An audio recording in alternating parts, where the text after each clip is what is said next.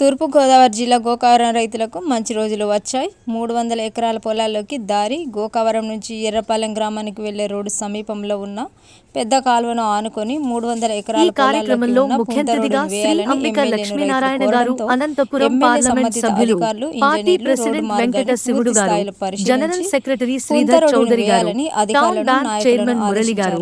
బుగ్గయ్య చౌదరి గారు, సుధాకర్ నాయుడు గారు, hospital committee member Sri Narasimhulu గారు, రామలింగారెడ్డి, వెంకటేశ్వర్ రెడ్డి, లవ్ కుమార్ గారు మొదలైన స్థానిక నాయకులు, కార్యకర్తలు పాల్గొన్నారు. చేయించుకోవాలని ఎమ్మెల్యే జ్యోతుల నెహ్రూ రైతులతో మాట్లాడారు. ఇందులో భాగంగానే గోకవరం నుంచి రంప ఎర్రపాలెం గ్రామానికి వెళ్లే సుమారు 4 కిలోమీటర్ల రోడ్డు గత 30 సంవత్సరాలుగా పూర్తిగా పాడై అధ్వానంగా మారిందని ఈ సందర్భంగా ఎమ్మెల్యే జ్యోతుల నెహ్రూ మాట్లాడుతూ ఎర్రపాలెం గ్రామానికి వెళ్లే రోడ్డుకు గ్రాంట్ కూడా మంజూరు అయిందని, త్వరలోనే రోడ్డు పనులు కూడా ప్రారంభిస్తామన్నారు. నేనేమనుకుంటున్నానంటే మీరంతా కుల్లీడు అయ్యారు అనుకుంటున్నాను.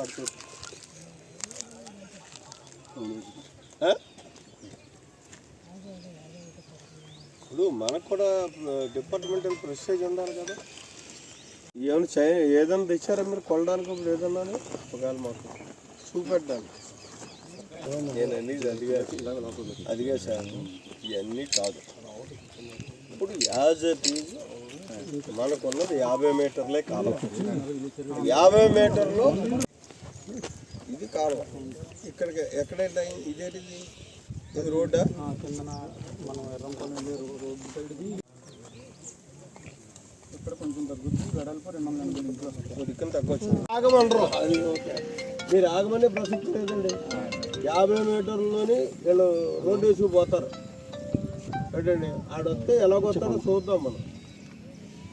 వస్తే వీళ్ళ దగ్గర కంప్లైంట్ తీసుకోండి. తీసుకొని వాడి మీద చేసేటండి. ముందు మీరు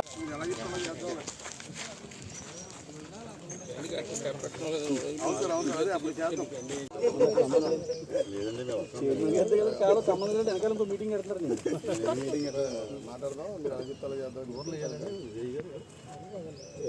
మేము వచ్చినటువంటి సమస్య ఏంటంటే సుమారు ఒక 300 ఎకరానికి దారి సమస్య. మెయిన్ రోడ్ ఏదైతే గోకవరం టు ఎర్రంపాలెం ఉందో అక్కడి నుంచి పొలాల్లోకి వెళ్ళేటటువంటి ఒక దారి గతం నుంచి కూడా బురద కాలువ గట్టును బేస్ చేసుకుని దారిగా ఏర్పడి ఈ రైతులందరూ కూడా వెళ్ళేటటువంటి పరిస్థితి ఉండేది. అయితే ఈ బురద కాలువ అన్నది కొండ కాలువ కాబట్టి అన్నౌన్ వాటర్ వస్తుంది. ఒకసారి అటు ఎత్తుంటుంది, ఒకసారి ఇటు కొట్టేస్తుంటుంది. దీనికి ఒక నిబద్ధత ఉండదు. ఆ కారణంగా రైతుల పొలాలు కలిసిపోయినటువంటి పరిస్థితి ఉంది. బురద కాలువ మేటలేసిన పరిస్థితి ఉంది. దీన్ని ఏర్పాటు చేసుకుని అవకాశంగా చూసుకుని ఒక రైతు మొత్తం ఈ 300 ఎకరాలకి కూడా దారి లేకుండా నిర్బంధిస్తున్నటువంటి పరిస్థితి. నిర్బంధించడమే కాకుండా ఆయన ఒక సులభతరమైనటువంటి పరిస్థితి కల్పించాడు. ఏంటంటే దీన్ని ఎవరో నాకులాంటి ప్రజాప్రతినిధి మీరు ఎంఆర్ఓ గారు, ఎస్ఐ గారు, జేఈ గారు మీరు వెళ్ళి ఆ దారి ఏర్పాటు చేయండి చూడండి అంటే వాళ్ళ మీద కేసు పెట్టేటటువంటి పరిస్థితి. వీళ్ళ కేసు పెట్టడం కాదు, ఆయనే కేసు పెట్టేస్తున్నాడు. ఎందుకు పెడుతున్నాడంటే అతనికి సులభం. ఈ 300 ఎకరాల కింద ఉన్న వాళ్ళు కూడా పండినటువంటి పంటని తన పొలంలో తెచ్చుకుంటుంటే ఎకరానికి ట్రాక్టర్కి ఒక బత్త కాటా బత్త తీసుకుంటున్నాడు. అంటే 200-300 బత్తాలు శ్రమ లేకుండా అతనికి డబ్బులు వస్తున్నాయి, ధాన్యం వస్తుంది.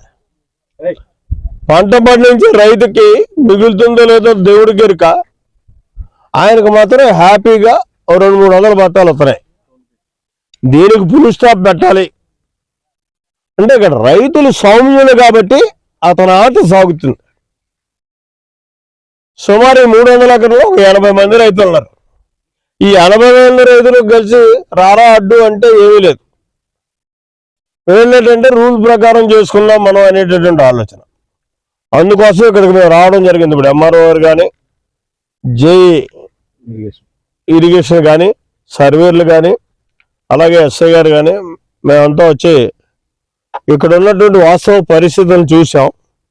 దీని రికార్డు ప్రకారం చూసుకున్నట్టయితే ఈ బురద కాలం అన్నది 50 మీటర్లు వెడల్పుతోటి రికార్డుగా ఉంది. ఎఫ్ఎంబిలో పరిస్థితి అయితే ఆ రకంగా ఉంది.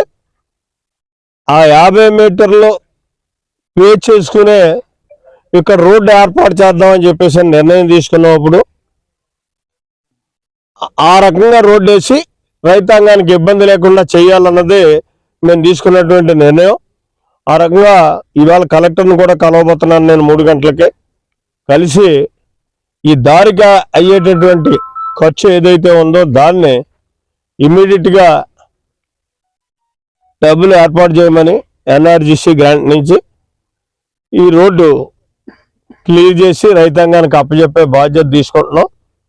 రైతులు కూడా ఒకటే చెప్తున్నాను నేను, మీరు కూడా ఈ రోడ్డుని ఎవరో వచ్చి కాంట్రాక్టర్ వేస్తాడంటాం కాదు, మీ రైతులే వేసుకోండి. మీ రైతులు అందరూ కూడా ఉండి దగ్గరుండి వేసుకోండి. అలాగని చెప్పేసి పాపం ఆ ఒక్క రైతుని మాత్రం మీరేమి ఇబ్బంది పెట్టద్దు. అతని పొలంలోకి ఇంచు కూడా మీరు వెళ్లకుండా అవసరం అనుకుంటే బురద కాలంలోకి రండి. ఉంటే ఉంటుంది, పోతే పోతే తర్వాత చూద్దాం, కానీ ముందు మనకు తాత్కాలికంగా దారి ఏర్పడుతుంది. కాబట్టి ఆ రకంగా చేయమని చెప్పి చెప్పడం కోసం ఇక్కడికి నేను రావడం జరిగింది. అది ఓకే, థ్యాంక్ యూ.